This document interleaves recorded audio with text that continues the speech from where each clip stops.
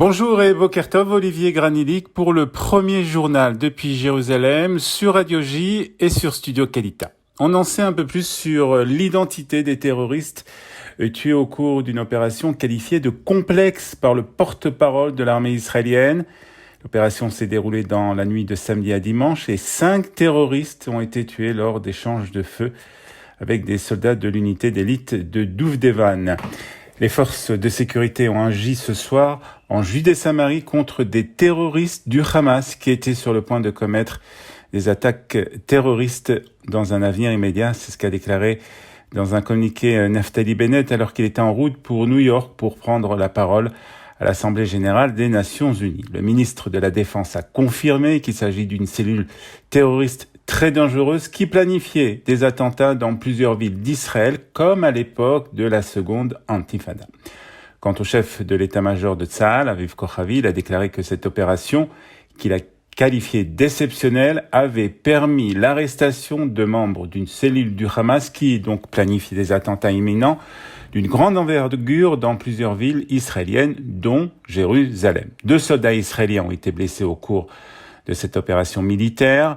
L'officier et le soldat blessé auraient été victimes de tirs amis provenant donc de leurs compagnons d'armes au cours de cette opération particulièrement complexe initiée par le Shin Bet, impliquant le déploiement de plusieurs unités d'élite dans 5 villes palestiniennes de Judée et Samarie. 2 soldats qui sont donc toujours à l'hôpital ce matin, à l'hôpital Rambam de Haïfa, et qui sont dans un état grave.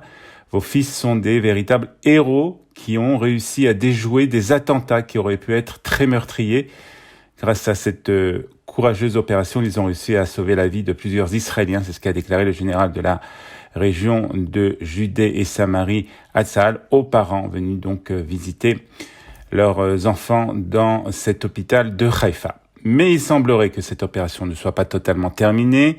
Selon le site d'information de Time of Israel, tous les terroristes n'ont pas encore été arrêtés par les services de sécurité.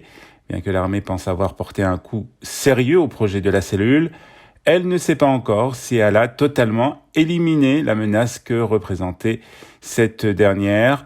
Le Hamas a quant à lui bien évidemment déclaré qu'il vengerait les membres de son organisation qui ont été tués par l'armée israélienne. Nous allons mettre Israël à feu et à sang, a déclaré un responsable du Hamas dans la bande de Gaza. Diplomatie à présent avec le Premier ministre israélien qui s'est donc envolé hier matin pour New York où il doit prendre la parole aujourd'hui lors de l'Assemblée générale des Nations unies. Avant de partir, Naftali Bennett s'est déclaré très heureux d'avoir l'opportunité de porter la voix d'Israël, des Israéliens, lors de cette étape importante que représente l'Assemblée générale des Nations unies. C'est l'opportunité de raconter notre histoire, la place d'Israël dans le monde, l'esprit particulier des Israéliens et notre contribution, a-t-il estimé. Un mot d'économie aussi ce matin pour vous dire que le taux de chômage est en légère diminution en Israël, même s'il reste élevé par rapport au niveau d'avant la pandémie du coronavirus. Ce taux était de 7,8% lors de la deuxième moitié du mois d'août 2021. Il s'élevait à 8,1% au cours des 15 premiers jours d'août. Ce chiffre comprend les Israéliens ayant été renvoyés ou dont les lieux de travail ont fermé leurs portes depuis le mois de mars 2020 pour cause de pandémie, ainsi que ceux qui se trouvent actuellement en congé sans solde et qui devraient retrouver leur emploi. Au total, 333 500 personnes étaient sans emploi ou en congé sans solde à cause de la pandémie dans le deuxième moitié du mois d'août, selon le Bureau des statistiques. Un mot de la crise sanitaire du coronavirus pour terminer avec les enfants israéliens qui ne seront pas autorisés à entrer dans les écoles sans test Covid négatif. C'est ce qu'a déclaré hier Yigal Slovik, le directeur général du ministère de l'Éducation, alors que les établissements se préparent à rouvrir jeudi au lendemain donc des fêtes de Tishri. Il a ajouté qu'il faisait confiance aux parents pour effectuer des tests à domicile sur leurs enfants avant de les renvoyer à l'école. Lorsqu'on lui a demandé ce qui se passerait si un élève arrive à l'école sans test, le responsable du ministère de l'Éducation a répondu qu'aucun élève non testé ne sera autorisé à rentrer dans l'établissement. Les parents en seront informés et devront donc venir chercher leurs enfants à l'école, a-t-il précisé.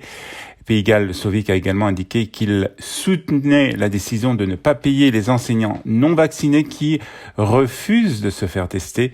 Il ajoutait que les enseignants non vaccinés ayant refusé de se faire tester étaient actuellement au nombre de 300. Je vous donne rendez-vous dans 25 minutes. Ce sera pour la revue de la presse israélienne depuis Studio Kalita à Jérusalem.